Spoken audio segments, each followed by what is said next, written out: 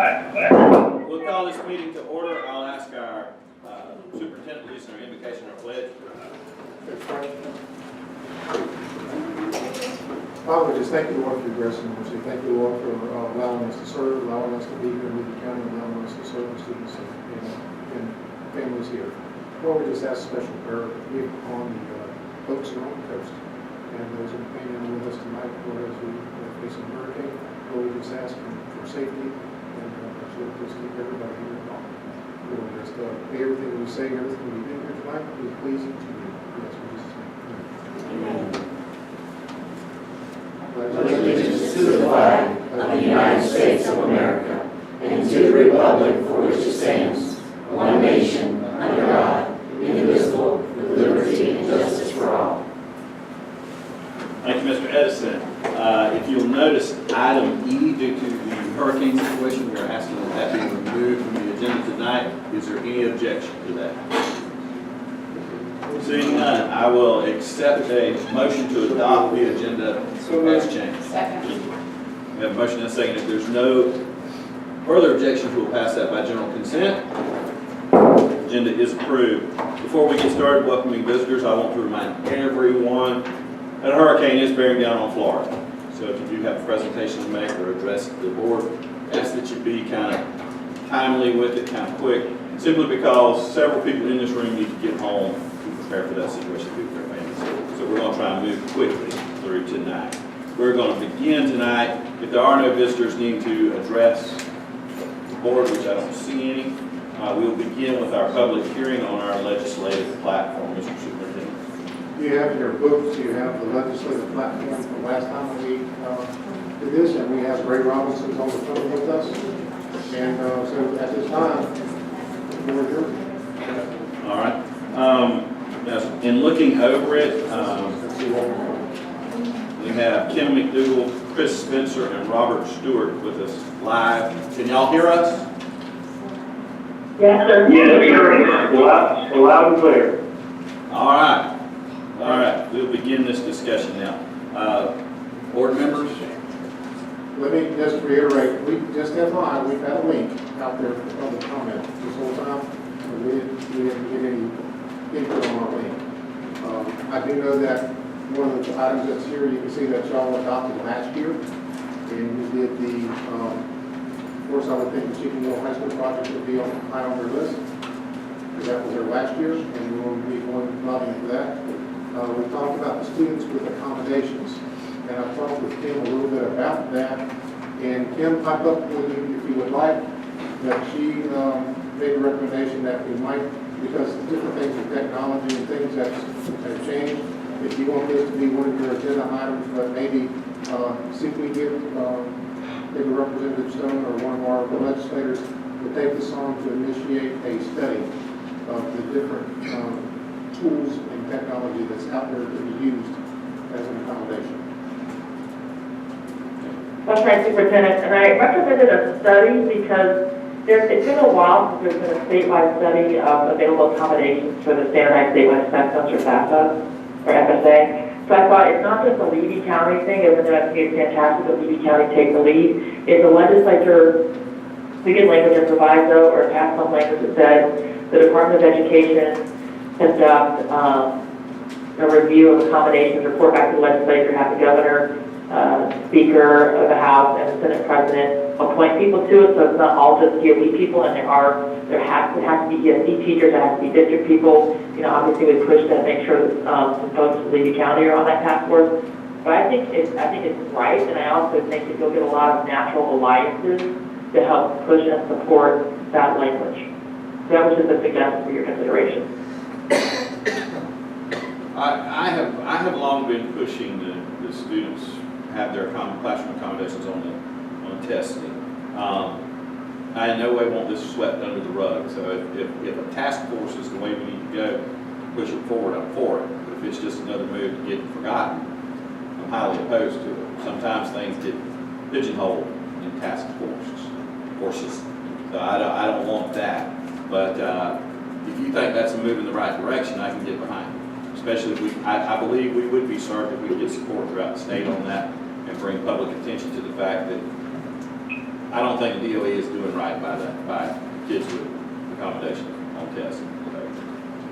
I defer to you. That's right. They can do better. They can absolutely do better. Like I said, there's more technology than first came out when they created the accommodation, but it shouldn't be a one-by-one. You should be able to have certain things that don't impact the integrity or validity of the assessment. It's crazy there's not more. So I think if there's a task force and then along the way, so I hear you getting lost in the task force shuffle, but I think if we have a press plan and if we have advocates and ESD parents, as y'all know, are some of the best parents ever to have loud voices, so to connect with the right alliances and have a press plan and get the task force, I think there can be meaningful results that'll make it more fair for the students that are trying to be reflective of their abilities rather than not being able to have a tool that doesn't impact the validity of the test.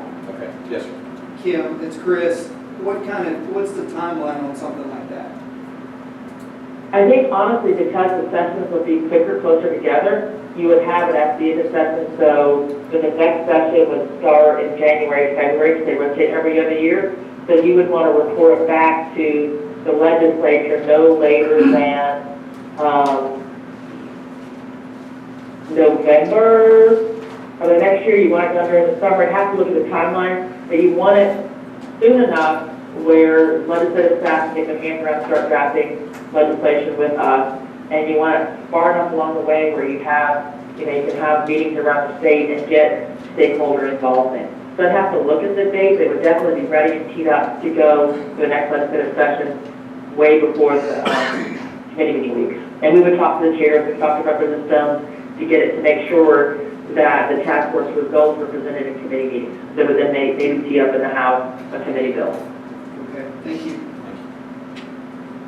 The Chiefland High School, Chiefland Middle High School project is certainly is number one. I want to continue with that, but stay on track and be aggressive with it. I don't want to lose anything. I want to not miss any stones or anything over. I want to make sure that we're doing everything plus, for those for that project. Definitely. I think we're all in agreement with that. Is there a timeline? Do we have a timeline? I know we've discussed it, we have a written timeline. Yeah, Kim, can you talk to us about the timeline as when we need to have this done? The language for the task force, whether it's advisor and No, ma'am, for the board to adopt the platform, is that what you're talking about? No, I'm sorry. Chiefland Middle High School. Oh, I'm sorry. Yeah, the Chiefland Middle High School this year will be, I think in February is when the presentations have to be made, or when everything has to be done this year. And this year, we will be making our presentation to DOE to get on the list. And then the following year is the presentation or the lobbying effort for the allocation. So, I mean, there's two lobbying efforts here. Number one is to make sure that the project gets ranked high on the list, because they only fund so many. So you want to be ranked there. And then the second thing is fund the ranking. So this coming February is when we'll present to DOE. Yes, sir. That's when everything has to be done. That's right.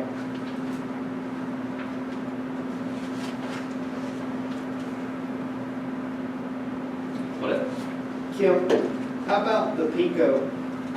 I know we're facing some maintenance issues, so whether it's roofing, whether it's AC, things like that, what kind of appetite do you think there's any way? I know that funding is kind of dried up.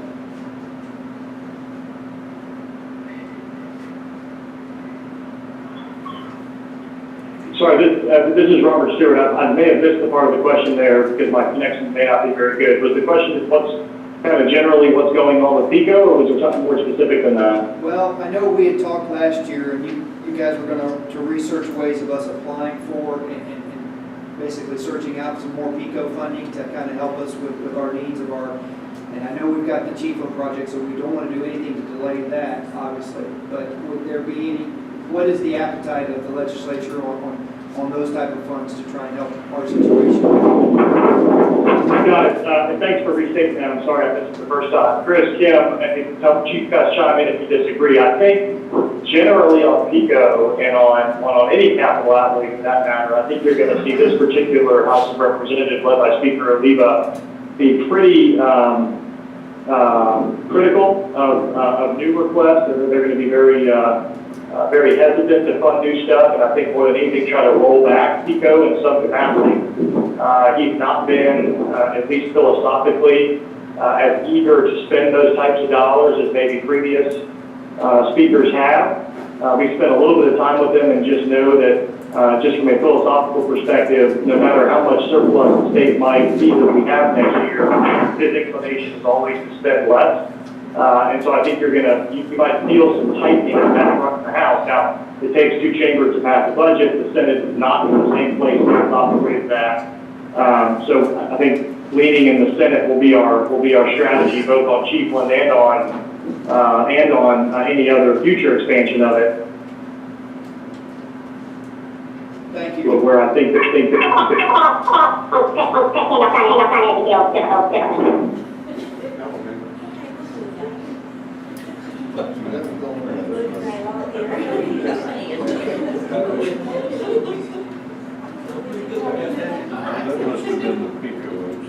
Yeah. You guys still there?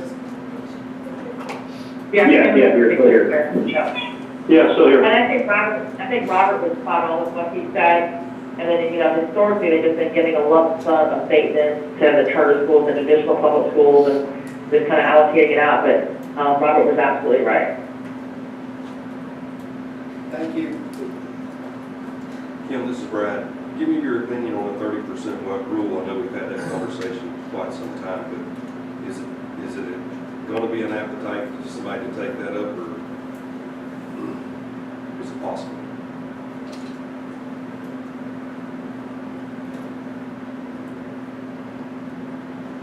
I'm sorry, was there a question? Let me jump in because I'll talk to her about that. On the 30% rule, we find that, or in talking with Kim, it's doubtful that you're going to have a whole lot of other district support, especially from the districts that are different. And that, like in our last conversations with Representative Stone, I think probably maybe a better avenue would be to get rid of the thing altogether and let the teachers do the final exams. Now, you're still going to have Algebra 1 will be a requirement since it's a requirement to pass to get a high school diploma. But for all the other end of course exams, to go the Algebra 2 way and get rid of the end of course exams period. I think that might be a better tactic. Yeah? Yeah, and it's really pushback getting rid of any end of course exams, the ones that are existing. But I think it's an important platform for your county, your district, for your students. It's worth having a conversation. But yeah, since there's winners and losers with the 30% and what the grades are there, I mean, it's sad because Levy County, your district did it right? You're honoring the student, you're honoring the work the student did that was reflective of the grades they got. Then you have other counties that do it differently, so your students are penalized. And it's because it is district flexibility, it's hard to go back to the legislature and say, we want district flexibility, but not when other counties or school districts aren't perhaps following and doing the right thing for the students. So it's going to be hard to get alliances because it hurts other school districts. So you could bring up into course exams, but just kind of knowing where Oliva is and kind of where the Senate is, it's going to be hard to get rid of any end of course exams. But having said that, I also think it's worth having a conversation.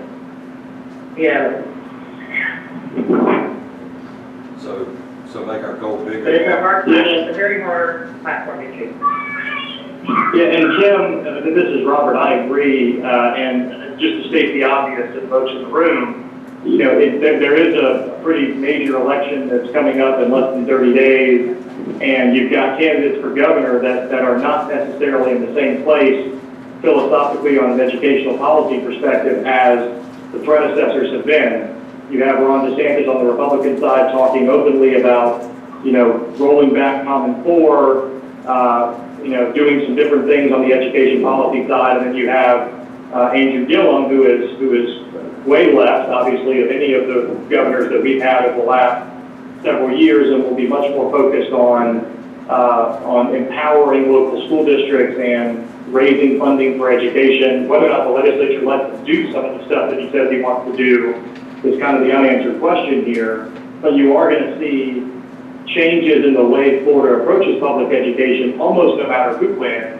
And those are things that we as your team are already putting in place, plans to deal with whatever eventuality comes our way on November 6th, no matter who wins the race. And we'll be ready to pivot and be flexible as needed in partnership with you.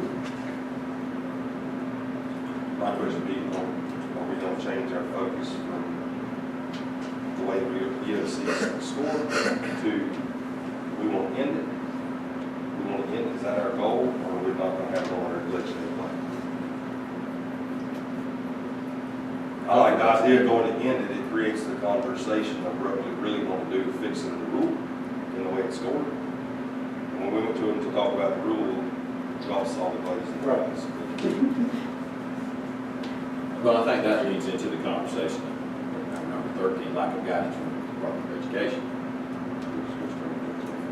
Yeah, that to me is a huge issue, lack of guidance from the Department of Education. And that falls back on all the things we've talked about pretty much. And I don't know what you do about it, but they go ahead and say, yes, this is the way it is, out of the book, but they ain't gonna do that. That bothers me. I don't know what you do about it. Kim and Robert, Chris, question, this is Chris. Like tonight we approved our Florida Safe Schools assessment tool, and our district allocation on that is $192,000 to go across 9 schools. I know the appetite, and I know what the fads, the letter that they've sent to the governor, and I realize what the speaker and what the president of the Senate. But what the appetite, I mean, surely they're going to take a look at safe school allocation and also the hardening side of things. Is that, would I be? That's right. I think they're going to go back and they're going to look at it. I think they're going to still have several pots of money for operating expenses. I'm hoping they're continuing the need for the school hardening dollars. And I also believe that with Senator Papadoma, they're going to continue the mental health discussion and issue, because a lot of this was in reaction to Parkland, and it was a response. But then you had the Parkland task force. I think they have other recommendations come out, so I think they're going to go back and look at it. I think the Guardian program is here to stay. I think the state school officers, I think districts have done it differently, working with their local sheriff's office, and whether it's their police department or the city police department. So I think the whole thing is, Levy County, if you don't have enough state school dollars for your school hardening or for operations, I would recommend that be on your platform, because if something happens, God forbid, then you're basically saying, no, we're good. So if school safety, if you still need more school safety funds, that seems like that would make sense to be on your platform, along with your accommodations task force. Okay, that is. And if you look at, that's what it's like, so at the end of the day, you look at your legislative platform, and if someone was new, and they were just learning about Levy County, they came in from another state, and they saw your platform online, they would think, gosh, the 2 most important things, you can ask there, 2 most important things are school safety and making sure kids that deserve accommodations without, affecting the validity of the test, get accommodations on statewide assessment. That would kind of be the messaging for Levy County School District. Gotcha. So that's how you kind of look at it to get to your platform. And that answers my follow-up question, because knowing that FSBA's platform that's solely on that, and whether we need it. But thank you for that clarification, Kim. To me, it seems to point that we need to stick with the 3 things that we have highlighted as our 3 big issues. We're just approaching it a little differently with the students with accommodations and request a task force be set up to study that, bring forth maybe some legislation on that. We still concentrate on safe schools, because the reality is $192,000 part of 9 schools spread out over one of the largest geographical counties in this state ain't quite enough. And of course, the Cheaper Middle High School project is number 1. Do others see it that way also? I agree with you, Cameron. And this is Kim, again, sorry to interrupt, but I would, if you're gonna do school safety, whether it's operational or whether it's school hardening, you know, I would have like the one page of like the gap analysis, so it doesn't seem like you're trying to make your school look like a prison, but you've been very deliberate as you have been, and say, this is our need, this is what we need for each of our schools, this is what's funded. At each school, there's a gap, and if that gap is funded, these are the 1, 2, 3, 4, 5 things you'll be able to purchase to make that school safe. So it's not just like a, hey, we need more safe schools money. You've done the work, you've done your gap analysis, and for each school you know what it is, and that will be your total ask. Does that make sense? I believe we got the right man to do that. Kim, do you think it would be too much to keep on that 30% EOC, or just trying to take away the end of course? Would 4 things be too diluted than 3? Or Yeah, I just think that 30% in the course, because districts are gonna lose, it's not gonna, like you might, your delegation, you know, Rushing Stone would run it, but there are other districts that want the flexibility, they're gonna go around and find a thing to it. There's not enough, a majority of the districts that are farmed, you don't have enough strength on that initiative. Even though it's the right fair thing to do for your students, you don't have enough allies, in my opinion, to get that through. It's going to be hard because people are going to be like, well, you just change it locally, you have local flexibility, why are you going to the legislature? It's going to be hard to get across the finish line.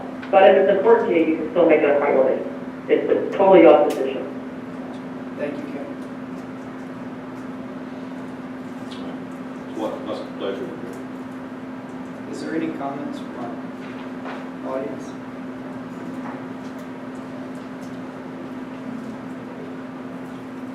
Anything? How about our district's head?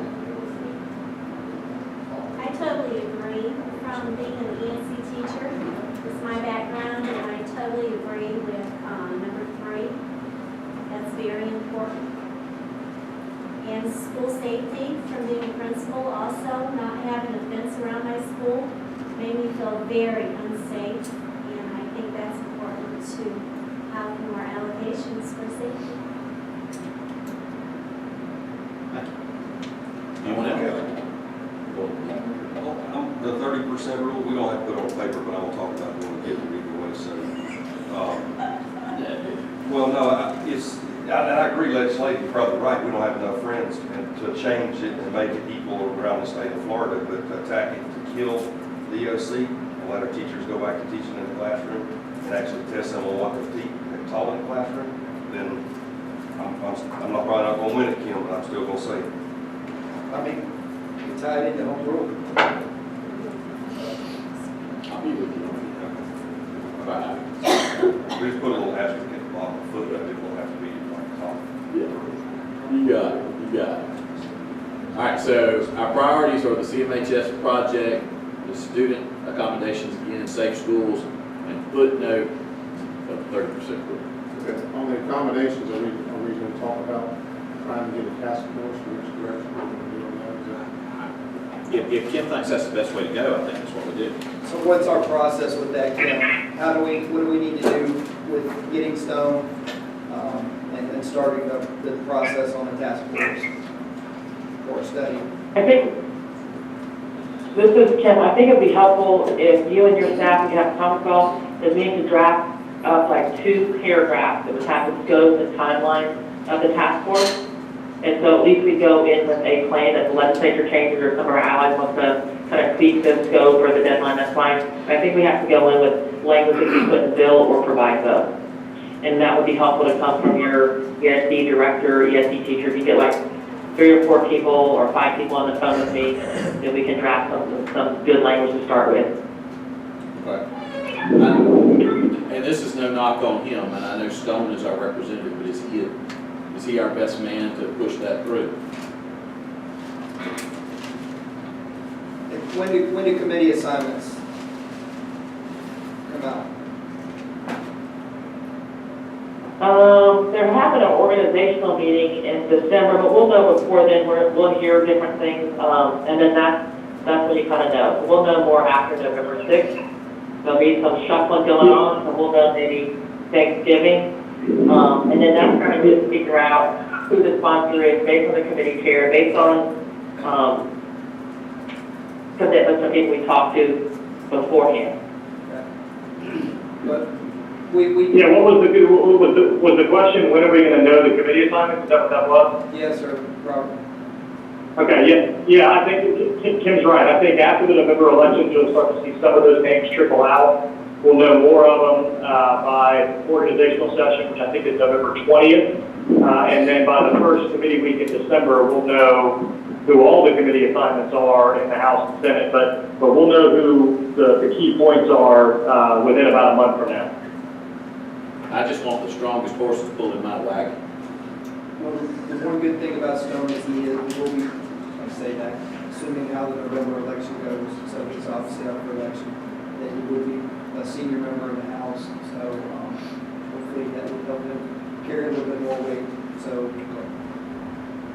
I want a few of his friends help. And I think, and this is coming in, I think maybe for themselves as a sponsor, I think sometimes strategically what you do is you also have someone that has a lot of lists to kind of help be the co-sponsor. So you have a primary sponsor and you get a really good, strong co-sponsor, like on this one, maybe like a Byron Donald, that's very disputed in the education world or something. Someone to help lift it through if Byron was willing to co-sponsor with Stone. Okay. Are you gonna set that meeting up? Once we get the language and stuff, it's easier to talk to people and reference stuff. Let's get the language and let's agree on what we think the language should be going forward and then set meetings up. All right, thank you, Kim. Thank you. All right. So we need to move on this as quickly as possible too. Okay. Do we need a motion? I think we need to approve these three items. I move we accept this, number one, the CMHS project, number three, the students that have classroom accommodations should have the accommodations on statewide tests, and number 7, safe schools, so, as our platform. Second With a footnote. With it, footnote for the EOC. it goes without saying, so. Have a motion and a second. That our legislative platform is going to be the CMHS project, the students with classroom accommodations testing, our safe schools with footnote to address 30% EOC rule. Have a motion and a second. Any further discussion? With that, with the rest of it, Get rid of it. Oh. Seeing no discussion, all those in favor see it and say aye. Aye. Thank you. Motion carries unanimously. Thank you, Kim. Thank Chris, y'all. Robert. Thank you. We will be Stay in touch. safe. Thank you guys. Have a great night. Y'all be safe tomorrow. Stay dry. All right. and we'll get Dr. Hall and staff and stuff with things. Simple conference call. Mr. Asbell, I'm assuming that you would be. I would love to be on that. See how that's near and dear to your heart, so. I would love to be on that. Okay, so we'll move on over to our. Thank you, Mr. Perez, also, so thank you very much. You are the man. Thanks a lot, so sorry. All that right.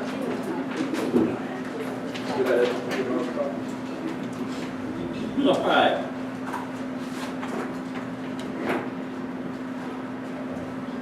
Gabriel, Lord. Good evening. Just want to thank you all for reviewing the school's 18-19 school improvement plans. And if you had any questions for me as we went through and reviewed them, I'd be happy to answer.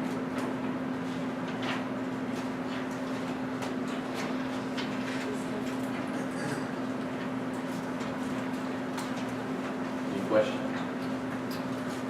Pretty self-explanatory. Do we, so I know our goals and things like that, but then when our test scores come back, so we checking our school improvement plans for where our data ends up, so. You're going to see something a little different this year. Yes, we do. As a matter of fact, we're supposed to be doing some progress checks this week, but obviously we've got other things to do with. But yes, you're going to do that. You're actually going to get a presentation from the school on whether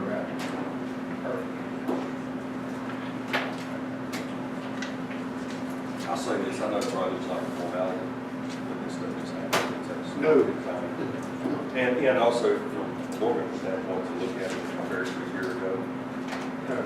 And actually, the process is, and I got to compliment Chloe on it, it's very in our schools. There's a lot, more amount of time, because it's not just done, it's also reviewed by other people. And so this is a very time-consuming process to make sure that we meet all the requirements. So a lot goes into it.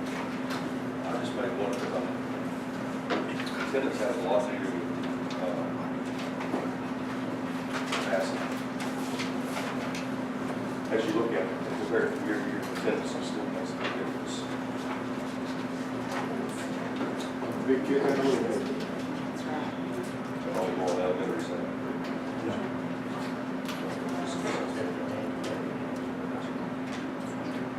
We look at the action. No, motion to approve. So moved. Motion and a second. Any further discussion? Seeing none, all those in favor, please say aye. Aye. Any opposed, like sign. Motion carries. Thank you. Ms. Howard?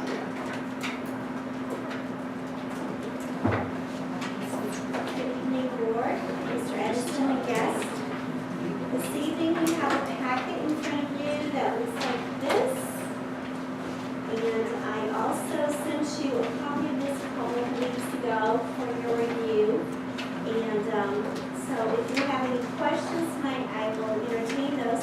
But I have broken this brochure down into categories so that you can see each category of best and brightest and how that's presented by the state, by statute. And so the first category is for the $6,000 scholarship. And even our brand new teachers can apply for that just with an application and having ACT or SAT scores above the 80th percentile. We did have, actually in the $6,000 category last year, we had 18 total that qualified for that. And 2 of those 18 were brand new teachers that had scores that were above the 80th percentile. So I thought that was pretty awesome. The next category is the $1,200 scholarship, and that is for any teacher, any classroom teacher that was evaluated this past year as highly effective. The $800 scholarship is for any teacher last year that was evaluated as effective. And then we submit all the paperwork for that to the state, and we do the paperwork for the teachers on that, and submit names. Now, the $6,000 scholarship requirement, as you will see, there's 2 things that the teacher has to do. They have to fill out the application, which is your page 2. They have to submit that and their scores to my office by November 1st. So do you have any questions about these 2 items? Can this be compounded? So the $6,000, could it be compounding in the Absolutely. So some of our teachers got $7,200. It was amazing. It was. And this is one of the reasons that she's going through this, is that these are one of the things that the auditor taken away that the auditor don't get. And these are one of the ones that they say, talking about the Department of Education, they say, go look at the statute, and you interpret the statute, so we interpret the statute, what the thing says, and then the auditor comes in and takes it away. And we have to not only tell that person, you no longer know that, but we have to repay all the money that we not do that. Yes, ma'am. I had a question, Ms. Myers. You said that we had 18 people apply for the 6,000. Do you know how many received the 1,200 and the 800? I don't have those numbers in front of me, but I can get those for you. I have those numbers. Maybe let us know that. Absolutely. So is this is local money that's doing this, or? No, sir, this comes directly from the state of Florida. Okay, so this is not a Lee County, this It is is not. straight We do pay not around pay. Lee County to Passes through Kim's office, our teachers, yes. And we have had a lot of clarification from the auditors. We haven't had our final report yet, but we've been talking back and forth with them. So we have a much better understanding this flyer has been sent to our teachers several times. We sent another one out this afternoon. And and I always invite them to ask any questions, so we try to help them along the way. So anticipating a good, I guess tonight, I just want your approval for me to go ahead and Well, since we did have a little bit of trouble with the altars from before, do you anticipate anything coming up or correcting those going forward? I have corrected everything. We've made personal contact with those that cannot receive it this next year, just so they know why. I just wanted them to know that we tried. And the district is going to have to pay me back, the state back, for the money I gave out that was not, according to the auditor, I was not authorized. So, and I'll tell, I won't name the person, obviously, so I had a situation where you read here, it says composite, you know, and thinking in the world of academics, so if you go and take the ACT, you get, they give you a composite score, but you also have a math score, an English score, or a writing score, whatnot. We had, as Mr. Edison said, had information from the UE that you could take whatever your highest, if you took the ACT 3 times, whatever your highest math score is, whatever your highest, mix and match these. And the auditor said, no, that's not the case. So that's why we're having some teachers that were before receiving a $6,000 raise, and now we've just been flagged, being have to tell them that no, we're going to see a $6,000 reduction. Okay. And on the $1,200 to $800, the issue is the student data. And by law, we have to have a part of your evaluation be based upon student data. But we argued about what that means, and we, of course, we lose. But, so there are certain folks, it's question of what is assigned. I did get some feedback from the auditors a couple weeks ago. We just were having an informal chat, and I think she thinks that maybe a certain senator is going to be trying to revise this. And so she was just asking me for ideas. So I gave her some. I'm thankful you put the statute down here, so, because I'd love for it now. It won't officially be on our platform, so that knowing how this affects, and these are people that are highly effective teachers that have great scores, that have been very, very loyal to Levy County, that now are going to not see a $6,000 cut salary. So.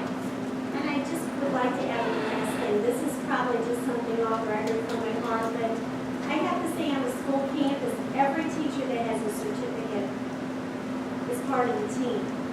It's not just about a certain person in the classroom. The whole team has to work together. No matter what your certificate is in, everybody works together as a team, and this process can be divisive. You have folks that, in other words, for example, I've got to be highly effective. In other words, I've got to get the student data. Therefore, I don't really want to share what I'm doing to get highly effective with you. Do we have a motion, seeking a motion to approve this one? Second. Motion and a second, any further discussion? Seeing none, all those in favor, please say aye. Aye. Any opposed? Motion carried, thank you. Thank you, sir. Right along, we will now ask for Ms. Kaylee Wade on the insurance renewal. Ms. Wade, don't get long-winded, because you know what's going on outside. I will not. Thank you, I'm ma'am. not going to do that, I promise. Okay, good evening. I'm going to give you the insurance recommendations for 2019. Start with the easiest first, our Aflac, which is on cancer and accident plans, our long-term disability, hospital indemnity, healthcare, independent care reimbursement are going to stay the same next year, same benefits, same rates, so no changes there. That's good. Next is the life insurance. The basic life that is provided by the board, there are no changes in rates next year, and the fully voluntary life and dependent life are staying at the same rate. Those have both had rate increases since 2014. The one that is increasing is the retiree life. When someone retires from the school board, they are allowed to keep the basic life insurance that the school board provides. They pay the yearly premium, but they don't have to do a medical questionnaire, it just transfers over. It is going up a little bit, up to age 65. The current premium is $150 a year. It will go up to $169.90 per year. ages 65 to 69 is currently $97.50. It will increase to $110.43 a year. 70 to 74, ages 70 to 74, sorry, currently $75 a year is increasing to $84.95, and age 75 and over, currently $45, it is increasing to $50.97. They pay that on a yearly basis. We will send them a letter and they pay it. Okay. And part of that is due to we have not had a rate increase, and they have paid out a lot in claims since 2014. Okay, next is the health insurance. We are recommending a 4.2 increase to the health insurance claim for next year. I attached some sheets so you can see our recommendation. This is based on the claims. We would fund it 84%, which is what is recommended across the board.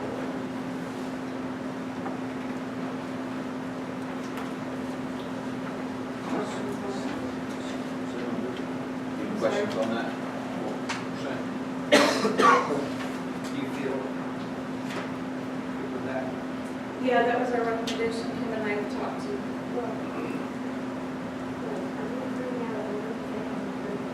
Well, we're kind of not, we're going to have to table this one. We should have, our presentation should have been small, so we'll have to talk to you. Okay. Let's skip over that for right now. Okay.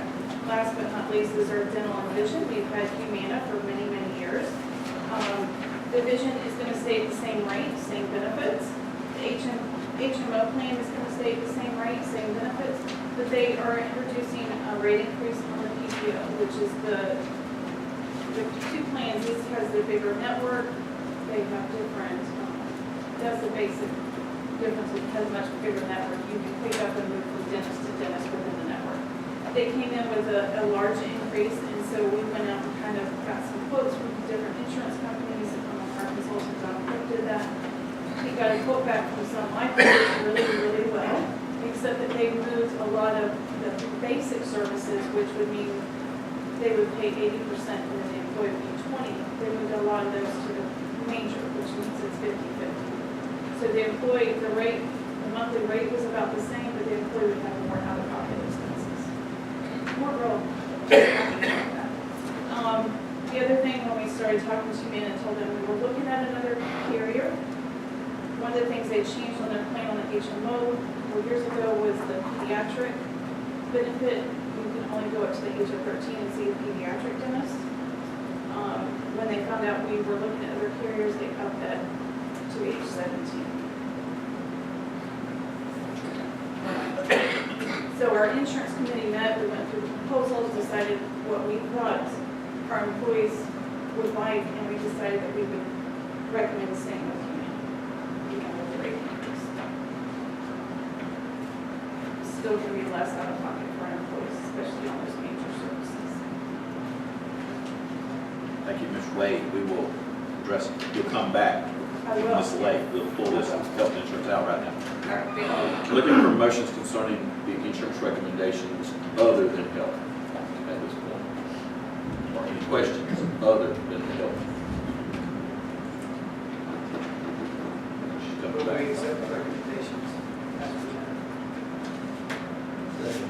We have a motion and a second to accept the recommendations concerning the Aflac, the life insurance, dental and vision, those ones right now. Any further discussion? Seeing none, all those in favor of the recommendation, please say aye. Aye. Any opposed? Motion carries. Ms. Lake, would you address us with the negotiations and whenever we have Ms. Wade come back to that work? Absolutely. So the negotiations teams met, I think, 2 weeks ago tonight to discuss compensation, and we're happy to report that we reached an agreement the same night within hours. Went pretty smoothly. That's success. It is. So what we reached an agreement on is for instructional staff, a $500 increase for all placements on the instructional salary schedule. The hired prior to and hired after, we have 2 instructional schedules, so each placement would increase by $500 on those 2 salary schedules. For our ESPs, our support staff, a 25-cent increase per hour per salary schedule level. And these changes would be retroactive to July 1st, 2018, so the beginning of this fiscal year. And then benefits, we agreed that the board will cover 100% of the health insurance increase for the 2019 calendar year. So we're seeking board approval for the updated salary schedules for the instructional and the ESP, and the 100% health insurance coverage for the 2019 calendar year. And these are the results of our negotiation. Thank you, Ms. Slade. And thank y'all. Both sides work great together. That's how you get things done. It's an excellent example. Do I hear a motion? We have a motion and a second. Any discussion? Chris, Calvert looks like he has something to say. No? Okay. I do want to add that we had you vote before the staff voted, so we could get a head start on getting these salary schedules updated, and they'll be voting next Tuesday. All right. Everything has also be correct. All right. So now I'll let Kaylee come back up and get your approval on the percent health insurance. Well, let's approve this first. Oh, I'm sorry. All right. No further discussion. All those in favor, please say aye. Aye. All opposed? Same sign. Motion carried. You're almost like the chairman. You did a great job. Ms. Wade. I am. I'm just stepping aside for this. You told us to be quick, so we're trying. You're doing a great job. Okay. I will melt if I get in the reins. I'm so sweet. I wanted that on the record. On that comment. So we are recommending a 4% increase to the health insurance plan, and according to the negotiations, the board will be asked to approve. Thank you, Ms. Wade. Will you say that again? I'm sorry. Yes. We are recommending a 4.2 increase to the health insurance plan for 2019, and according to the negotiations, the board will pick up 2% rate increase. Are there any questions? That would be consistent based on years past, very comparable percentage-wise of what we're at. Actually, it's lower than what it was last year. I thought we were doing much better. Great. I'll entertain a motion. So moved. We have a motion and a second to accept the health insurance recommendation. All those in favor, please say aye. Aye. Any opposed? Motion carries. Thank you, Ms. Wade. Okay, I'm back. I'm done with you. See if I can let the board speak.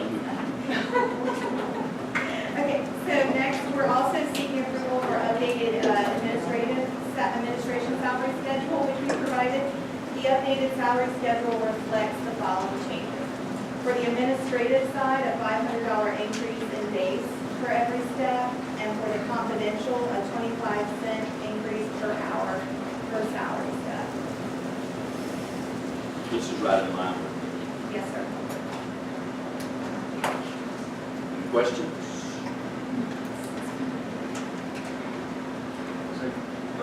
This probably was the other one, that raised our base starting salary $500.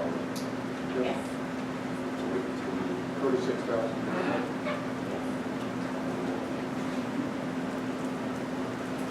We were able to keep that projected financial condition ratio at 5.02%.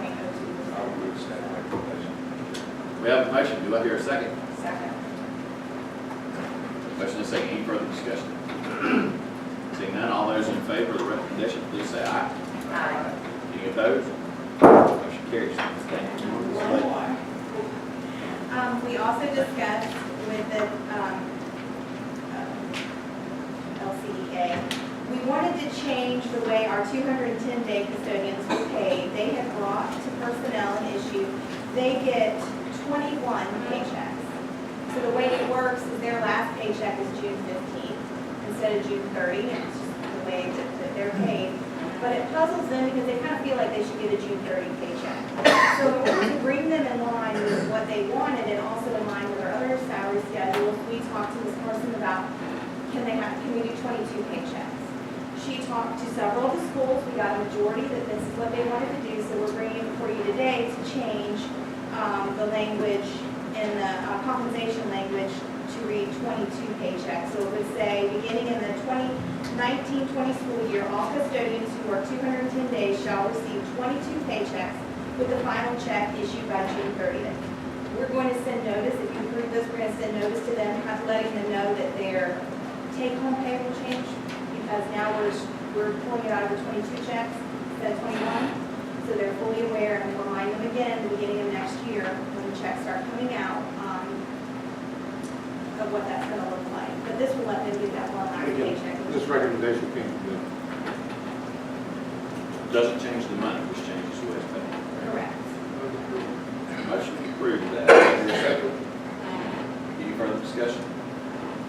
All those in favor, please say aye. Any opposed? Motion carries. Thank you, Mrs. Lake. We now move over to Disability Awareness Week. Dr. Hall. Yes, good evening, board members, superintendent, our school board attorney, and our guests in the audience. Due to the weather conditions, I'm going to cut my presentation in half. Don't really have to dance just yet. So, you know that it's Disability Awareness Weeks. So you have a little goodie bag there for you. I saw that our school board attorney needed a little snack. I was watching you. That's really good. And so what I'm going to do is fast forward. I'm going to give this to our board chair. Mr. Cowell, there's a place there for you to sign our resolution. You know that it's Disability Awareness Weeks, and so it's great that we celebrate Disability Awareness Weeks in the state. But I would say in Levy County, we celebrate disability awareness all year long. We are very inclusive environment, an inclusive district that we embrace all of our students. There are a few accolades that I want to share in terms of class in Levy County, and then I'm going to turn it over to one of our fine teachers at Wilsonville High School and one of our students who's with us this evening, who's been very patient in listening to us. Thank you so much for your patience. A few facts and accolades about our student disabilities in Levy County. We have approximately 1,500 students being served, and that's pre-K through 12th grade. 85% of our students with disabilities are being taught in inclusive environments, meaning that they're working alongside their non-disabled peers. 92% of our students ages 3 through 5, those are our pre-K kiddos, are in inclusive environments. 328, or 10% of our students with disabilities are also enrolled in career and technical education. I'm going to give you a quick breakdown.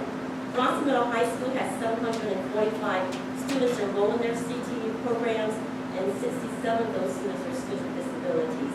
Chiefland Middle High School has 840 students enrolled in their career technical education, and 100 of those students are students with disabilities. Williston Middle High School has 1,364 students enrolled in their career technical education programs, and 129 of those students are students with disabilities. Cedar Key has 212 students enrolled, 18 of those students are students with disabilities, and last but not least, Yankeetown has 115 students enrolled in their career technical education, and 14 of those students are students with disabilities. As I said before, we embrace diversity in Levy County. No child is left behind. 67% of our students with disabilities have graduated with standard diploma, and that's under the federal graduation requirement, meaning that we know that our students can be served to their 21st birthday, but the federal graduation requirement is that they complete their education in 4 years.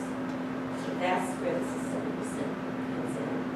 And approximately 63% of our students with disabilities upon graduation continue into higher education and or competitive employment. So with that being said, I'm going to have Caleb Davis and Ms. Cindy Battles from Wilsonville High School to come forward and speak about an exciting club. I think it's 2 years? Second year, come forward. And it's their bass fishing club that was created to embrace all students, irregardless whether they're disabled, intellectual, any of that. It's about embracing all students and giving them an opportunity to participate in the extracurricular activity at Wilsonville High School. I turn it to you.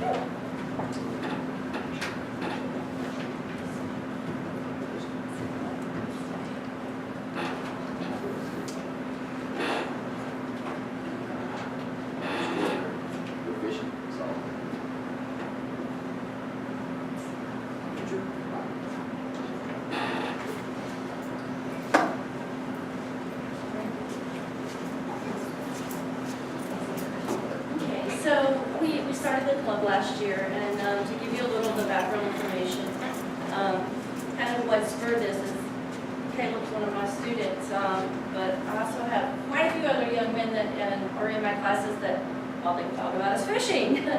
And there were conversations like, oh, I can't go fishing this weekend, my grades aren't good, stuff like that. But so I was like, oh, you know, we could use this to get our kids more motivated to learn. So it started there, and then also talking with Caleb Zett, he's a professional angler here in the state of Florida. So here are some of the, I guess the list of my kind of vision for our club is I want all our kids to have something they could be a part of at our school. For me, you know, I see lots of kids in and out of my classes, and there's quite a few that don't really do extra things. They're just there, and then they leave and they go home. So I was like, oh, how can we get more of these kids involved? Because we know that if kids are in extracurricular activities, then they're more likely to stay in school and, you know, make those grades so they can be a part of it. So that's my first piece. And then, of course, we want to inspire students to consider post-secondary education. And that might sound a little bit crazy, but what we're going to tell you a little bit later on in this is that you're going to go, oh yeah, this is going to inspire that. There are lots of opportunities out there for students, whether they have a disability or not, to participate in bass fishing clubs and teams after high school. The next thing is encouraging students to participate in a healthy hobby. That was another kind of like a personal thing for me. And then also assisting students with disabilities in building connections with their peers. That would lead to a lifelong support system, because much of the time as our kids grow older into the adults, their parents pass on, and they have to depend on the support that they've built within friendships and people within the community. So this was just one more way to help build, you know, friendships outside of just what happens in the classroom. And then leadership skills, Caleb kind of had it fully with me, but he's been one of the main, you know, driving forces behind this. The fundraising, the researching what we needed to have, where were we going to get it from, those type things. And so leadership skills, several of our kids have really taken this and run with it. And then my final one is more of a personal one, and it's about filling a void. I have a sister who's 32 now with Down syndrome.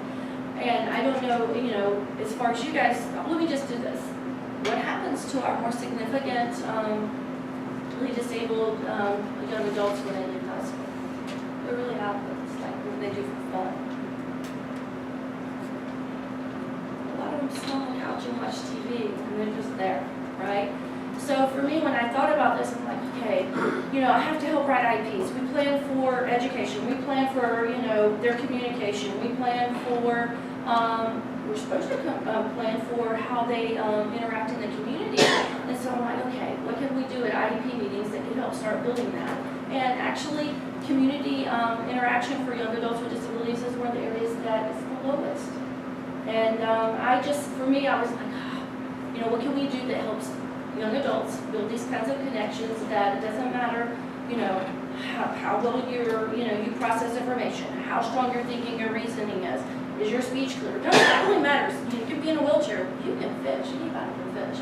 And so that's kind of what started this all up. We offer 8 through 12th grade students who must have a 2.0 GPA and must display appropriate behavior at school.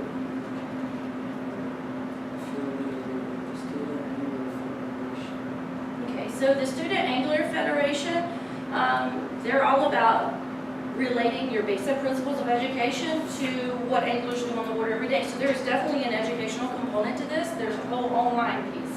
Also, the Student Angler Federation is all about getting kids off the couch and outdoors and just being healthy. So they have online educational courses, so pretty much basic biology to help you understand how different species use various parts of their design, like fins, body shape, and swimming bladders to feed and climb in their shafts. They also teach angling skills to reduce stress and injury, to fish in the environment. This is just a few more, and I won't go into details about these, but there's tons of online educational opportunities that relate back right to what kids are learning in school. meteorology courses, the water environment, electronics, how to read the sonar. I don't know, he was explaining it to me more. But this is only 4 of just list upon list of courses that really show how you can use what you're learning in school, past school, every day, and other things, and even things you enjoy, so. There's scholarship opportunities. The high school will consist of 384 current teams from 35 states and over $150,000 in scholarships and prizes for the league. So like this picture here, and our 28,000 kind of got changed up as we played with this, but those checks say $28,000 each. And so we have local tournaments, and then you can qualify for higher level tournaments, and eventually this is like the pinnacle of it. Tons of scholarship money is out there and available, and not a lot of kids do it yet, so we're like, let's jump on. There's other post-secondary opportunities, and just for your information, there's about 200 colleges in the United States that have bass fishing teams, okay? They have scholarship money that takes them there, so they can pay to go to school and fish. That's like really cool for a lot of kids I know. And there's 30 colleges in Florida and in Georgia, so that's just close to us, and I mean, I just kind of cut and pasted a few things. But this can lead to other opportunities. This is one of those things where kids think, oh, you know, I don't know about school past high school or whatever, I'm not so sure. But this is just one more little piece that gets them to think, well, maybe I could go to college. Ooh, I could fish one there, maybe so. Yeah, we're just, the ending of this is just different pictures from our tournaments. Lake Santa Fe. Lake Fernando. Absolutely. So people bring their own boat? Yeah, they do. They bring their own boat. But we have people that are volunteering. Like we have some kids who don't have boats, and we don't find someone for you. So we have volunteers that fill out the information, like the, to be able to be legal volunteers in the school. So they'll fill that out, and they will come and donate. They'll just be out there a day. We just like give them some water and some food, snacks, and they just love to fish. And it tends to be kind of older gentlemen and that know a lot about fishing and about life. And it's kind of neat seeing the kids come in because they learn when they're just fishing. They get to be mentored by someone who's kind of been there and done that. So.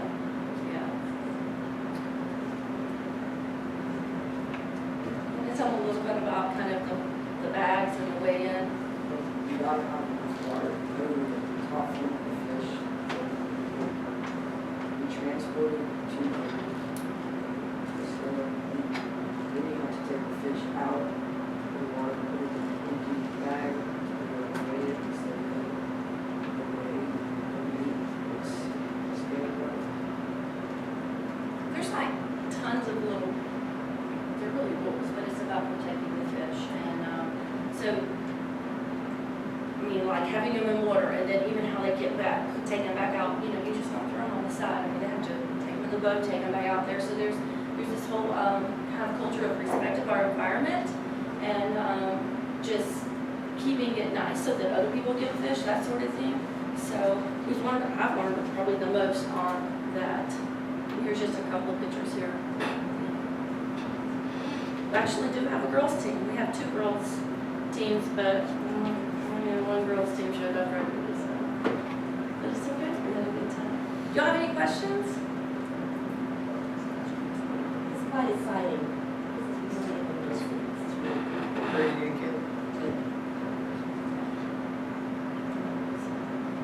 Thank you for listening.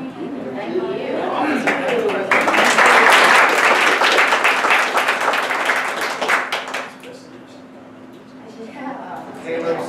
Caleb, what's your plans, or have you thought about after high school, what do you want to do?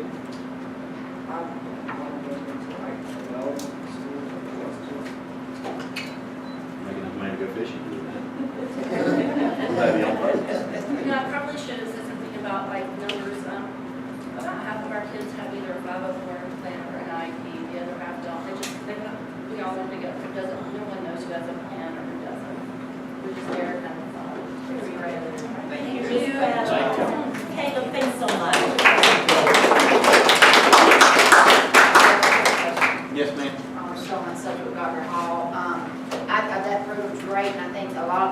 programs that we have in the schools that are great. And the one that Kyle Quincy has is fabulous, and he has continued that, but he has not been able to do that this year. And I mean, and the benefit of those programs is that we are teaching children and things that they can do after when they get out of school. And, you know, just like you've mentioned that, you know, after they graduate, they're not doing, these are teachable students, and they have not been able to come this year.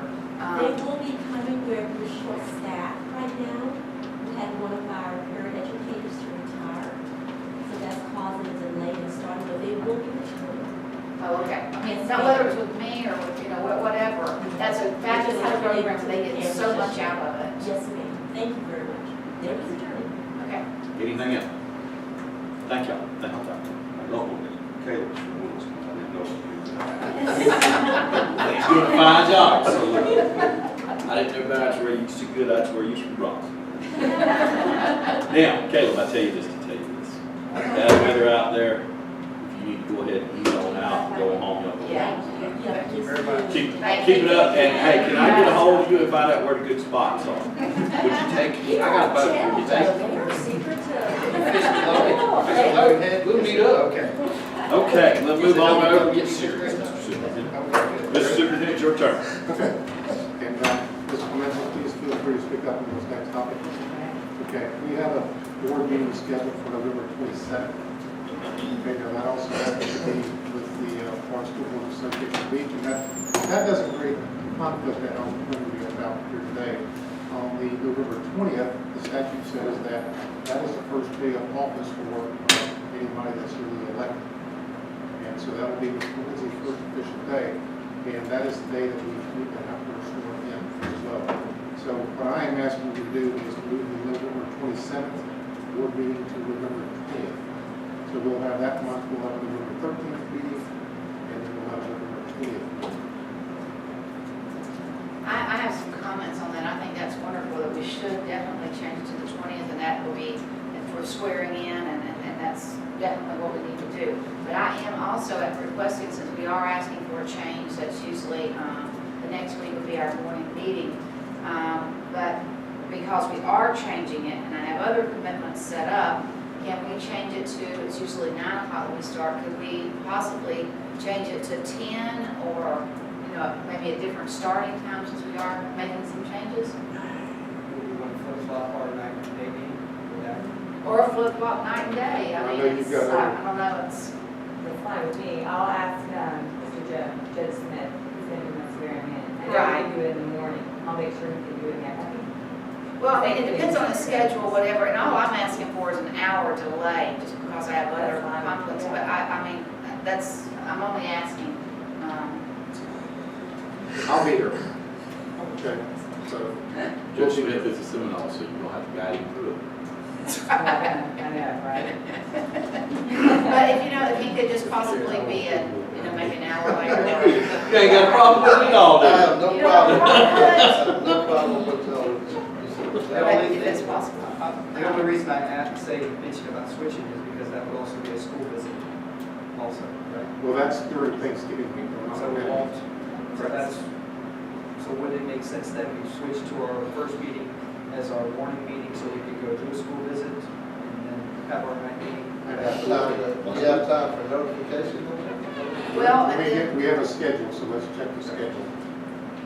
But I know we don't have the school visit on the Judge Smith 27th, is where, you know. because I don't believe we're going to check. It's a good thought, though. That's a nice thought. Done for the week. But we very well may. You just want things to get from Mr. Ware. I'm only asking for an hour. I mean, well, now, okay, 7 o'clock in the morning's good for me. Go ahead and get it over with. 7 o'clock in the morning. Yes, we have a school visit for Boston School that day. So if you would like, if you want to swap them around the days and the nights, and make the first one the morning meeting and the second one the nighttime meeting. And that way on the 13th, we can do Boston and the Boston schools. School visit. I'm fine, whatever. Ms. Clementi, you need to Just, yes, got Mr. Melissa's Yeah. back, though, that's where it's That's going to fine be. with me. I'm just going to ask Judge Smith when Does the county have a corresponding meeting at the same time? Yes. I mean, with the, because, I mean, I know that's sometimes, I don't know who they use, but I know the judges sometimes have a conflict with that. Right, because it's a county commission meeting that day. But they'll be more, They'll be on the 20th, they'll be in the morning. Right. almost, Night. I think very frequently do they have an active dispersion. Morning, yeah. I would say assuming Judge Smith doesn't have a problem, we do that, we swap, change the times. So what I hear is we're going to change the November 13th to our regular scheduled morning time. Okay? And then we're going to change the November 27th to November, we're going to change November 27th, or delete it, or we're going to move it to November 20th. And that's going to be a PM meeting, a regular schedule, which will be 6 PM. Is that correct? Okay, and everyone check with Judge Jay to make sure that that works with you. Okay. And then, but if he can't do it, and then, I mean, are we bringing that issue back up again, or are we kind of waiting on that, or what are we gonna do? I mean, Mr. Glenn, what is the rule? Is it got to have one nighttime meeting? Right, this will be one evening meeting. Well, we can bring it back. We can bring it back next meeting. Okay, if there's a conflict, let us, well, the reason I'm bringing it to you tonight, because for advertising purposes, this is what's going to be done. To get all the advertising, the legal notices, that's what's coming to mind, am I correct? 28 days notice. Would it be possible to call Judge Smith now and us come back to this? Okay, find out, and can we revisit this later on? Would that be all right? Can we revisit? What's our deadline for advertising? This last day that we send it out? It's just, it's within the, it's a 28-day cycle, we have to approve it now. If you wait till the following board meeting, it will fall outside the 28 days limit. That's why we'll have to hear tonight. I agree. So I'll tell you what, let's move ahead. We'll come back and address this when we get the response from Judge Smith. All right. All right, has everyone had a chance to read over the minutes from the prior meeting? Are there any changes to the minutes from the prior meeting? All right. I'll read the minutes from the prior meeting. We have a motion to approve the minutes from the prior meeting and a second. Is there any discussion?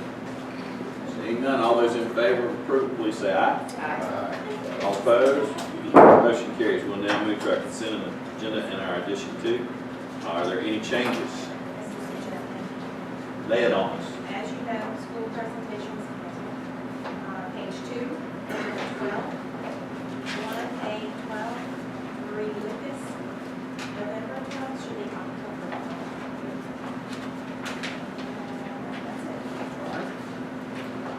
That's it. Mr. Cowart, do you have any questions on the consent agenda or the addition to? Yes, sir, real quick, what is this? The SIH, so I'm reading a little bit more. That is the software that we use to monitor communications within the school district for threats. And that is something you're talking about, a function that's taken on the meeting around here, and this much time, it's another. Gotcha. Thanks, sir. Thank you. That's all I had, the other ones have been answered, I don't know about that contract, so it's not good. I have my answer for you. I didn't get a chance to call him. Thank you. Mr. Etheridge? It's always jumping in here. My questions have all been answered. And that may be what it is. If there, I will now accept the motion to approve the consent agenda. A motion and a second. Thank you, Mr. Cowart and Mr. Turner, for your illustrious work. All those in favor, please say aye. Aye. Any opposed? Motion carries. Thank you. We will now move on to our superintendent's comments.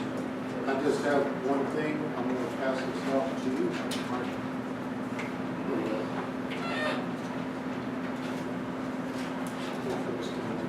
Oh, yes. Please. Ms. Clemens. The week of the October 20th, the district accreditation team will be in town.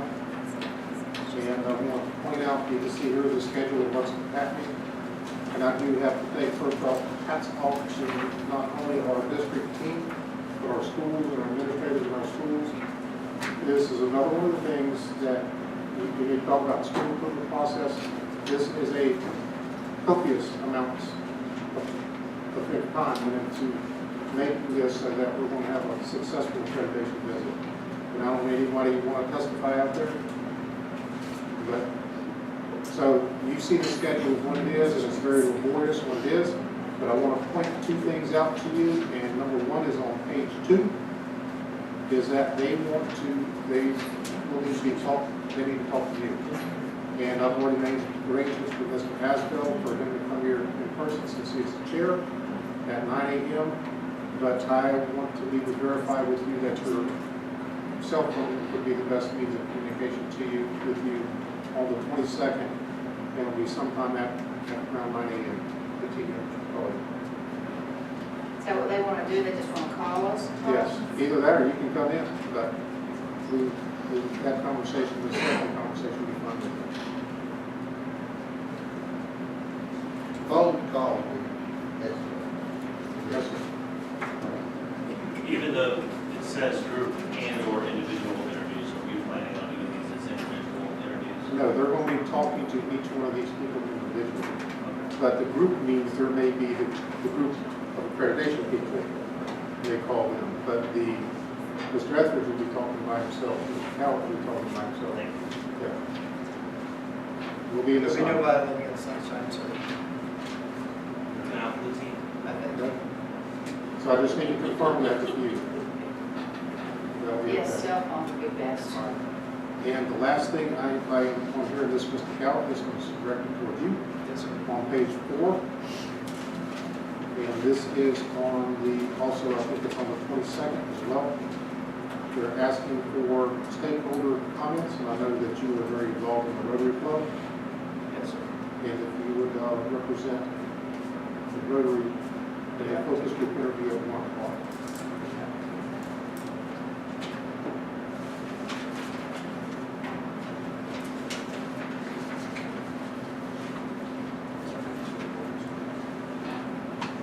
So you can get back with me if you need to.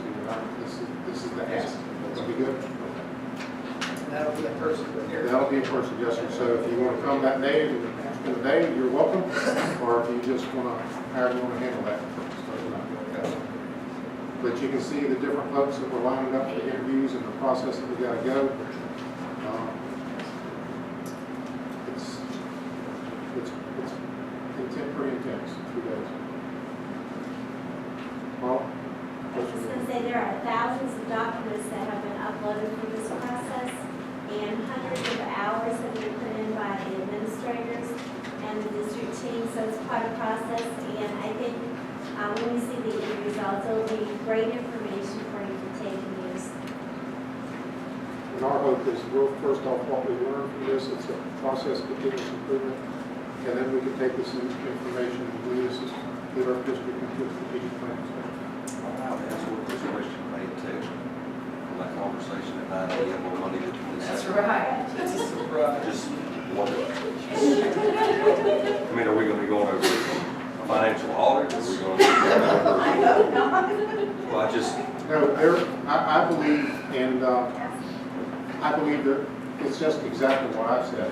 And it talks about why you make the decisions you make, what your guiding philosophies, principles, and the decisions that you make here, you know, about the district, why do you do what you do? Okay, and, you know, I'm sure that they'll get some finance in here a little bit, but this is more about the students. That gives me a little more insight. Now, I mean, you've got 3 people that are from Florida, and I can tell you, we're the first accreditation visit they're having this year. There's 3 of them from Florida, 2 of them from out of state. The law requires, or the process requires, one of them to be out of state. But we wanted to make sure that we did this, to prepare for this.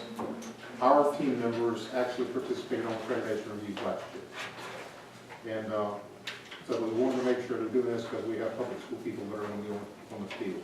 Do you have a list of their names yet? Yes, sir, we do. No, I don't have them here, I don't believe. That's all right.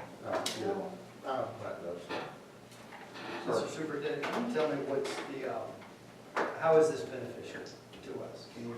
Well, one of the, I mean, as far as athletics goes, it requires us to be accredited to participate in high school. Okay, and then there's a lot of things, I've answered a lot of questions over the years, and, but we used to go through a process of each individual school doing an accreditation.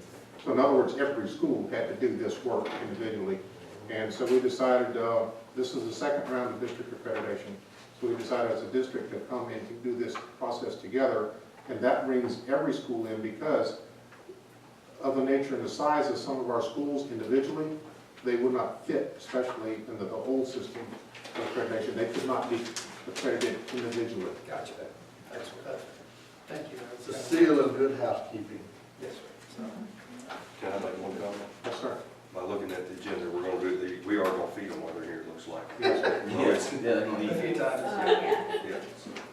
They're gonna be eating in the car a lot. Yeah, they in the car. I will tell you, they work. They really do, they work hard. And we're gonna end at lunch in Wilson. I think they're bringing it in. Proud of them. Why don't you cook them? Wasn't asked. Yeah, that's for your information. Thank you. Yes, sir. You got a word yet? Okay, then. Good. All right, is that it? That's for me, yes, sir. All right, then move on to our board comments. Mr. Etheridge, you seem to be full of comments tonight. I'm gonna be brief because we're in the middle of a hurricane storm. Hopes and prayers with Cedar Key and our coastal town, Yankeetown, because it sounds like it may start, and sounds like the storm surge at our high tide tonight was pretty high already, so the Crystal River was 4 foot higher than normal at high tide, so hopefully it does in the middle of the night, doesn't turn bad, so. But us in Williston, if anybody needs a safe place to come, we have some places for you, so. Seems like school's rocking along. Williston won their homecoming game. Kind of had a different homecoming week, like a parade on Tuesday, because some dude named Luke Bryant showed up on Thursday night. So. Anyway, a festive weekend. We won big on Friday night. We actually pulled off of it. We didn't want to make it real bad. That's it. Thank you. Yes, sir, Mr. Say Turner. that to the end of the year. Oh, it's the last one. That's gonna be a good one, isn't it? Just wishing Mr. Breezy and all the rest of the folks that are going to be dealing with this weather on behalf of the Lee County school system all the best. If you have any issues, call Mr. Asbell. At 2 o'clock in the morning. Yep. Case from Bronx, Yeah, I can handle it, that's right. Thank you. At 2 o'clock in the morning. Your phone's on Melissa's side of the bed, so, okay, call ahead. That's all. Thank you for that. Good luck, though. Thank you, Mrs. Brookett. How are we doing on those subcontracts or the company that we're getting or looking into for subs? We have a meeting, we had it scheduled for tomorrow, but we'll push that back a couple of days. But we're interviewing different companies. We've reached out to NewFect, also got some input from some of the HR directors that are currently using different companies. So very soon, we'll have something to bring to you, but we need to see if we can afford it. We had an interesting conversation with Baker County, and they went through this whole process, and in the end, they ended up actually hiring somebody for this year. So we stopped for a minute just to get all our numbers together.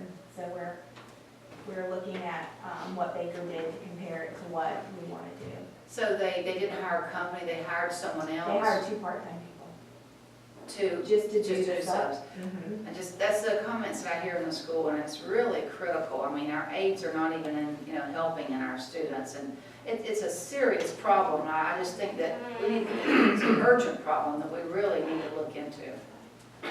Yeah, it's serious. Contract out, we're gonna have to go to bid, more than likely, so that process will take a little bit longer, so it's kind of, that's what's gotten it a little bit, it's taking a little bit longer. And then when I heard from Baker County, and heard they went through all of this and ended up in the end, couldn't find one that wouldn't cost them over $150,000 a year, they went to employees at district level, 2 part-time people to do staffing. So now we need to compare the pros and cons of both, because those are 2 different things. 2 employees bring you one thing, they might bring you lower costs and staff your subs, but they don't necessarily open the network to subs for you, which is what we're hearing we need to do. So we're comparing the companies because we want to find the best. So could we look and kind of expect the next board meeting that you could bring that to us? I think it depends upon what they find, because if the thing is where they have to, if they're gonna have to go out for bid, then they're gonna have to bring that to you, requesting about the bid. Right. If it's something that we can do a quote on, then that's a different timeline. If it's something on the employees, so it depends upon the information they find, what the statute. Right, and I agree with the process and looking at it, but it's just when I hear that, our aides have been in there helping students only 3 times this year because they've been subbing, well, it's our students that are really getting hurt. And so I just don't see why we're not jumping on that and working as hard as we can. You know, we could bring an I think update we are meeting jumping and then at next as far as we board can, meeting. just trying to make the best decision.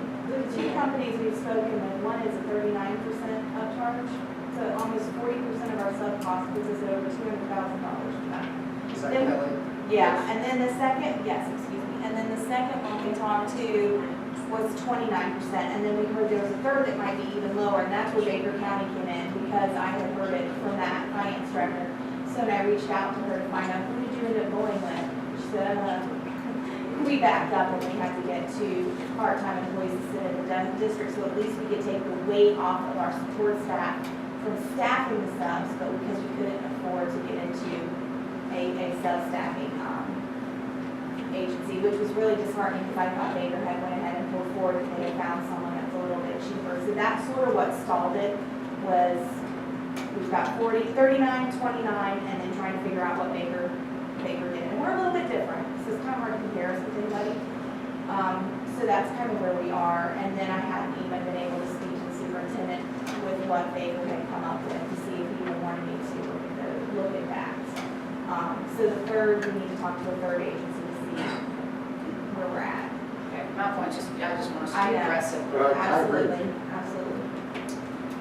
Mr. Delaney I or Mr. Cowell? Well, I was kind of going with this, Brookings here, my question is whether, first, you can answer this, but I know Suwannee County uses Kelly. So if another county already has a contract in place, would we have to go out? No, we can piggyback So, on that. right, so that was my question. So looking at them, reaching out to them to see what they have available, maybe could help speed up. Because we can't go with Kelly, so that's where we're stuck, is finding a So Suwannee County's, you doing Oh, 39%? Swanee's paying 39%. So the problem is we can't find, I thought Baker was gonna have that third agency that was a little bit of a lower. So now we have to look source for teachers and find out if someone chose them, because then we wouldn't have to go through the bid process, but we also need to run the numbers at 29%, what does that mean? And I really wanted to be able to present sort of 2 options to you all. One that focuses on, one that has the cost associated and one that has the pros of being able to open up our sub network. So it's kind of what stalled it, finding that other district that has the agency we want to use. I would say that most schools are processing a lot of substitute applications. And over the summer, we have processed a lot more.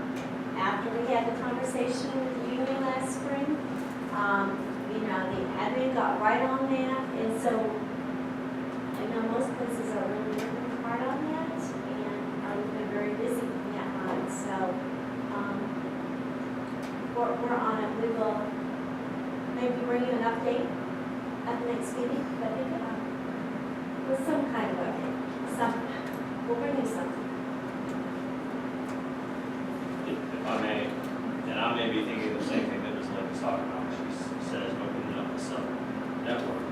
But all those contracts, and those people that would come in from an agency are off limits. If we find a gem, somebody that we would really want to try to talk about being a full-time employee or a regular teacher of the district, we can't touch those folks. They've got long periods of time where they're off limits to us. And it doesn't do much to help us grow from the local community and you get somebody who would be a good teacher for us. Is there any schools that you're seeing hires?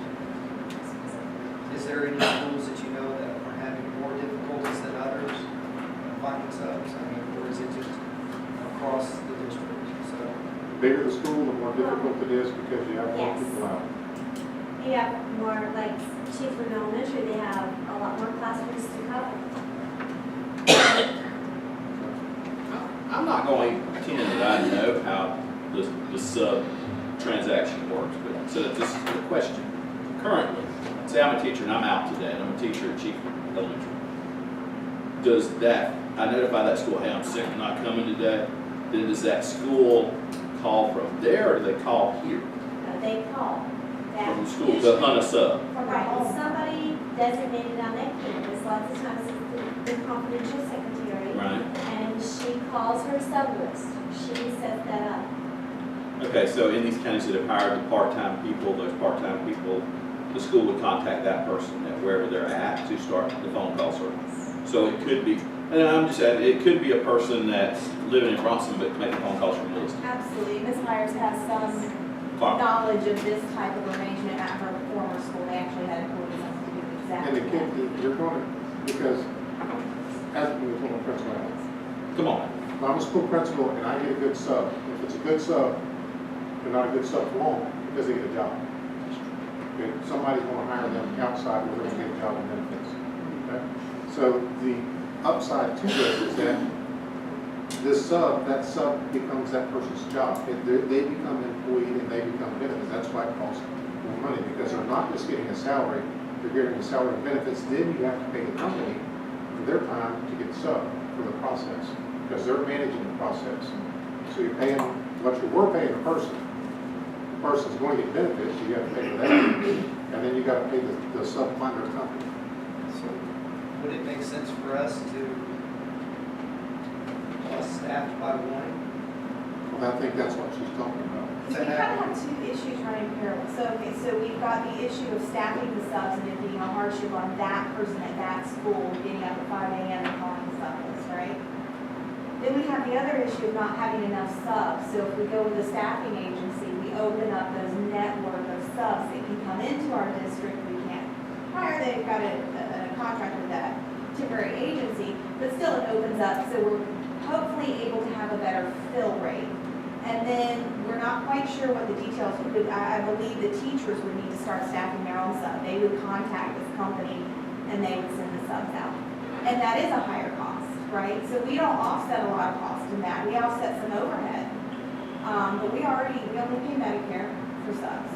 So that's it's 0.145% is all that we would be losing, or that we would be able to offset. So that has a higher cost.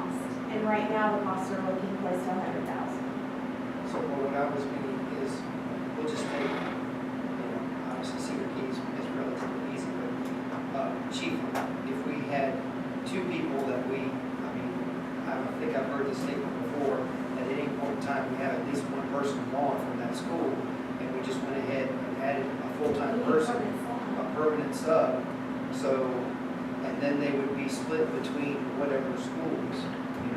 The 3 schools in Chiefland, or vice versa, or Williston. That's good if you've only got one person out. Yeah, we can look at that. Anytime you have Right. If I may, Mr. Chairman? Yes. But this can be solved if we're willing to pay.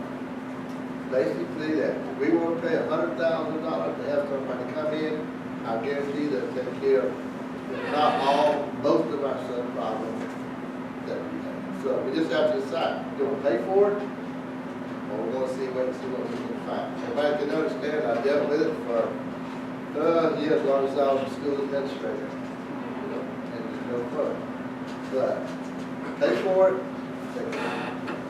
solve our problem, that's how we want to do it. Thank you. Thank you. Wise words. Anything else? Ms. Brooks? Anything?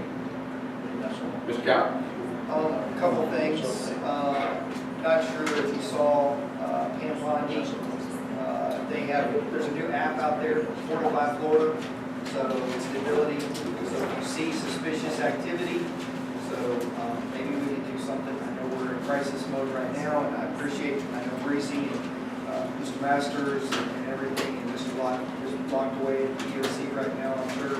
So knowing what's going on there, so but it's the ability that our students, people, anybody can, if they see something suspicious, it's an anonymous thing that they have the ability to contact people and let them know what they see.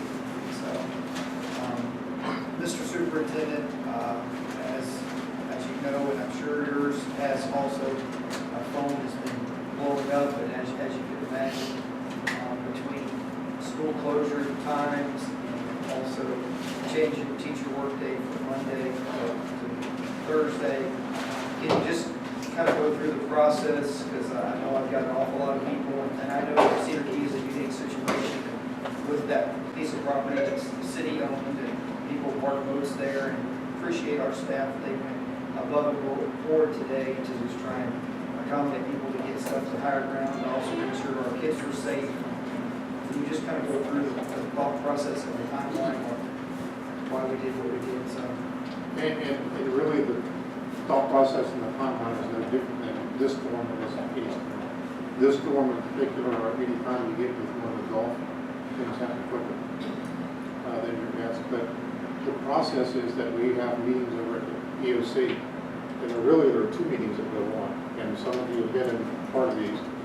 And one is that you have all the, shall I say, the officials there and all the local representatives, whether they're there or on the phone. And they talk about different scenarios and where they're at, and they give input and everything else. The decision on sheltering and school closures and everything else, in the end, and Mr. Masters and Mr. Stockman Breezy can, because they're both at the table, because they're involved in transportation and involved in maintenance. The driving factor is whenever any decision is made, is the shelter. Because statute says it's got to be open, I think, 12 hours ahead of time before there's a process, a period of time in there. And so different things, this particular incident, when you have one that's been over here, and the effects in Cedar Key are going to be vastly different effects in Wilson. But in this particular case, when you have this right now, the only designated special needs shelter you have is Swanson. And so that's where everything else in the county gets affected. And so you sit there and you have calls, and they start off at 9 o'clock in the morning, and then you have another one at 2 o'clock. And so you'll make decisions over here, and your shelter time is, we're going to open at 5, and then you get to 2 o'clock, and we need to have a shelter open earlier. And so the decisions have to be made, you run down scenarios. Each department in that meeting, the school is there, the sheriff's office there, the EOC is there, and the county commissioner is there. And John Meeks right now is the chair, so he's the one that's there. But there's other times that there's many county commissioners there. And at that time, they talk about what you can do, because you've got issues with the roads and the road closures and everything else, and bridges and different things. And so they make a decision on when we can do whatever. They throw different scenarios out. But the bottom line is that, I've sat through a lot of hurricanes, and where we closed schools and there was nothing. But the bottom line is it's the DOC director's responsibility that makes that final decision, given the input from everybody else that's there. And I'm not throwing him under the bus, it's just that's what it is. all right. I just know that there was been an awful lot of stress and strife over what's going on, and people, especially in Cedar Key, and worry about having enough time to get prepared, worry, especially with us having school today. I know we'll take and evaluate after this storm, so I appreciate that. And we tried to communicate. I'm on the phone, I'm texting Rob Rankin, I'm texting Mike Thomas. What are you doing? And why? And see, Gilchrist is especially Gilchrist, their actions because of when they had to open up, and because I think they get special needs shelters from Dixie County. And so that's what drove their decision. And because they got to have it open a certain number of times. And I think they closed schools at 1 o'clock. And they don't have anybody on the post, and they're closing schools. So I can't speak that, after our decision came, I learned that Dixie, this is what they're doing. And John from the EOC, he's on the horn with all these people, he knows what they're doing. So it is a communication process, and you've got to make the best decision you can with the information you can. I understand we didn't think about the boat parking and the 2 acres and stuff. That wasn't a conversation, we didn't think about it. But so hopefully that'll be on the table the next time we do. And that's all I'm asking, is that we keep evaluating, keep growing. One of the things and that with our conversation we had with the county, we made sure that we communicated that we got the Rosewood ball fields open. And if anybody needs to take anything there, they can. I appreciate that, and I appreciate knowing that, we we're all praying for the best and hoping for the best, that, you know, that, and appreciate the opportunity for teachers, so, that if they are distressed or, away from their houses, that they don't have the ability to use comp time. Because I know that And was. we've communicated that with the Cedar Key staff way ahead of time. I mean, I know John talked to them at 8 o'clock this morning, and made sure that communicate with your staff. You know, y'all don't need to come in because we don't know if the bridge is going to be safe. And so don't worry about it. And we understand the needs, particular needs of the communities in the low-lying areas, Cedar Key in particular. There's not much high ground to pick from. I was there well before daylight today. Of course, there were golf carts and boats where the buses usually park, but we worked around that. We made sure that the fuel island stayed open so they could fuel and then line up for the afternoon. It turned out, it worked out very well, but I understand there was stress. And we also communicate, we have Central Florida College we got to take kids to, we got Central Florida College, and Montgomery County we take kids to. And so it is a bunch of moving parts, and it is tense. I understand, and I just, I do represent them, so I needed to ask those questions to understand the process. So I appreciate everybody's hard work and going through. So we're going to get through this. We know that. So all I just ask is that we evaluate and see our strengths this time and what are our weaknesses, so we can get better the next time. So. And I can tell you, I've been to that school, seen the boat parking lot there, and I've seen it, and why it did not cross our minds, I don't know. It's. So, and you and I had a conversation late, about 4 o'clock, 4:30 yesterday, so whenever we got it squared away, let Ms. Kathy know that they need to open that up and get that squared away, so I appreciate that. So I've got a couple other things, so I'm going to steal a little thunder from Mr. Etheridge. So I happened to go to the Gator game on Saturday, and it was really nice that we saw a Williston High School teacher being chosen a representative for the SEC, one of our former student athletes from Williston, Austin Montgomery, nominated Miss Gallup. So it was really nice to see that up there. I think she was even on TV, and they had some pictures of some student athletes that are still playing right now. I'll leave it go with that. So thank you, sir. Thank you. Mr. Delaney, anything? Sir.